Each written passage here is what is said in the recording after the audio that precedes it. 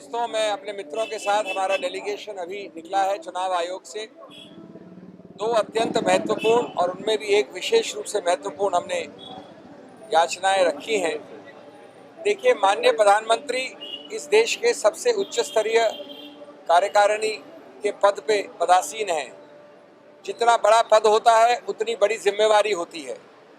यहाँ हमने चुनाव आयोग को बताया कि अत्यंत दुर्भाग्यपूर्ण और दुखद प्रसंग है कि उत्तरदायित्व और कर्तव्य बढ़ने के बजाय माननीय प्रधानमंत्री हर चीज को तीसरी या चौथी बार, मैं दोहरा रहा हूं, तीसरी या चौथी बार जानबूझकर आदर्श संहिता का जबरदस्त रूप से, मैं तो कहूंगा बेशर्म रूप से उल्लंघन कर रहे हैं।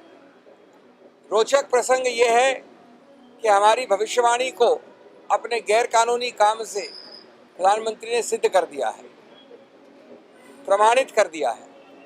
कल रात को 10:30 बजे हमने लिखित रूप से कंप्लेंट की कि प्रधानमंत्री जी हमेशा, मैं कल रात की बात कर रहा हूं, ध्यान रहे, कि जब भी वोट करते हैं, वोट के बाद आदर्श संहिता का उल्लंघन करते हुए एक जुलूस निकालते हैं।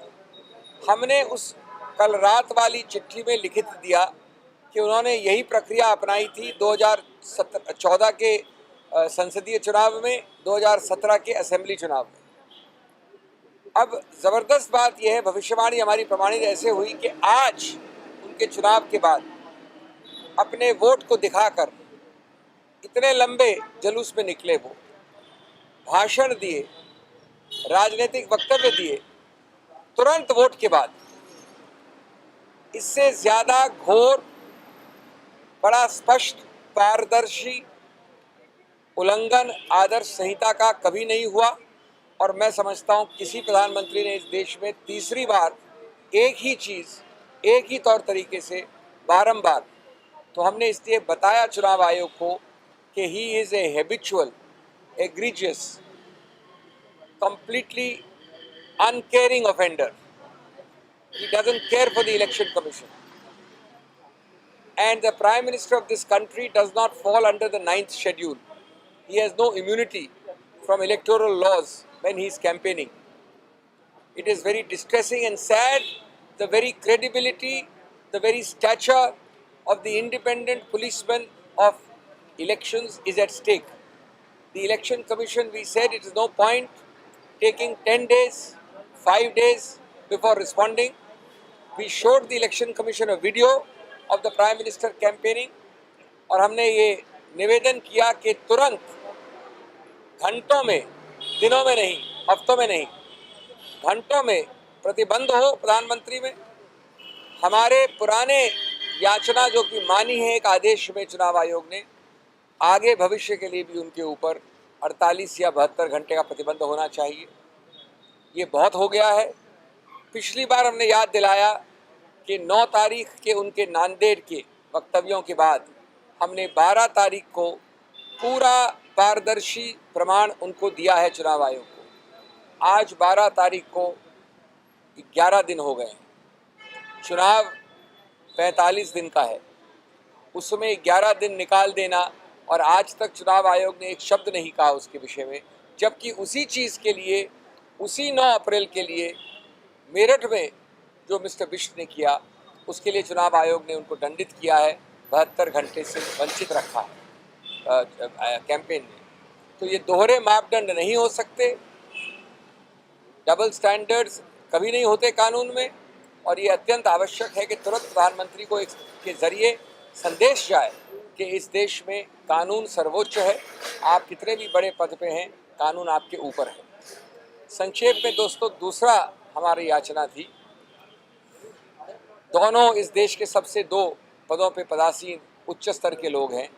एक प्रधानमंत्री का जिक्र मैंने आपको किया, दूसरा सत्तारूढ़ पार्टी के अध्यक्ष।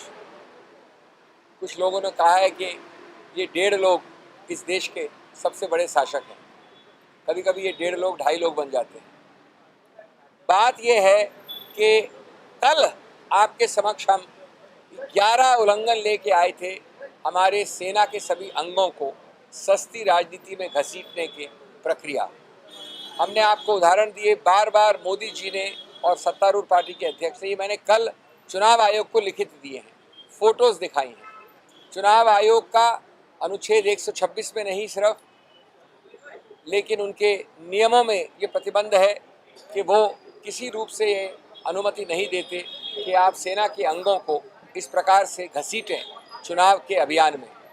उसके बावजूद कृष्णानगर पश्चिम बंगाल में कल शाम को जब हम यही चुनौती लेके आए थे चुनाव आयोग कभी लगभग उसी वक्त, कल हम 6 बजे आए, उसके थोड़ा पहले की बात है, माननीय अमित शाह जी इतने खुलेआम बार बार पुलवामा, बालाकोट, पाकिस्तान और हमारे सेना के अंगों के बारे में, वोट के संदर्भ में, राजनीतिक अभियान के संदर्भ में बात कर रहे हैं। ये कल की बात है। फिर वही बात उठती है कि हर दिन मैं उल्लंघन करूं, हर दिन मैं आपसे चेतावनी लूं, चेतावनी को अपने बैग में डाल दूं और फिर शाम को फिर उल्लंघन करूं। ये देश का कानून नहीं है, ये कानून का मजाक है।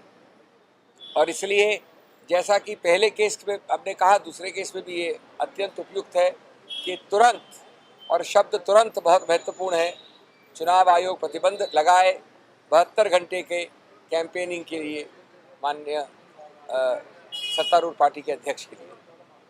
धन्यवाद। इलेक्शन कमीशन ने सुना और कहा कि एक्शन लेंगे, लेकिन अब जो हम देखिए, मैं बड़ा स्पष्ट कहना चाहता हूँ, आदर के साथ कहना चाहता हूँ, चुनाव आयोग हमको सुनती है, हम उसके लिए कृतज्ञ हैं, हमको समय देती है दिन प्रतिदिन, उसके लिए भी हम कृतज्ञ हैं। ये उनका संवैधानिक कर्तव्य है, ये हमारा संवैधानिक अधिकार है। लेकिन और हमारे अनुरोध के ऊपर एक्ट भी करती है। मैं आपको याद दिलाऊं कि हमारे ही डेलीगेशन का स्पष्ट अनुरोध था कि 72, 48 या 4 दिन घंटों के लिए प्रतिबंध लगाया जाए।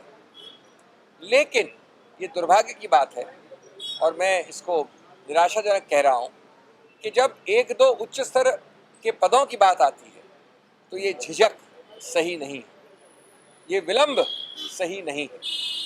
झिझक और विलंब के बिना ये भी वही हैं, मैं भी वही हूँ, प्रधानमंत्री भी वही हैं, जहाँ तक आदर्श संहिता का सवाल है।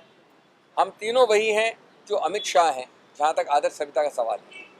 तो ये विलंब और झिझक के बिना चुनाव आयोग को दिखाना है कि वो जो उच्च स्तर का पुलिसमैन है इस चीज़ के लिए, वो तुरंत एक्शन ले। आप कह रहे हैं सर कि प्रधानमंत्री और अमित शाह के मामले में, चूंकि 10 दिन हो गए नांदेड़ वाले मामले में, तो चुनाव आयोग प्रधानमंत्री और अमित शाह के मामले में झिझक और विलंब कर रहा न दिखाए। मैंने कहा वही कहा, न दिखाए, वो दोहरा रहा हूं मैं। और उसके साथ जोड़िए कि जो व्यक्ति अपना वोट देने के बाद प्रधानमंत्री 2014 में बनने से पहले, 2017 में पदासीन प्रधानमंत्री की हैसियत से और 2019 में पदासीन प्रधानमंत्री की हैसियत से एक ही चीज बार बार उल्लंघन करेगा, तो मैं समझता हूं कि यह अचंभे की बात है।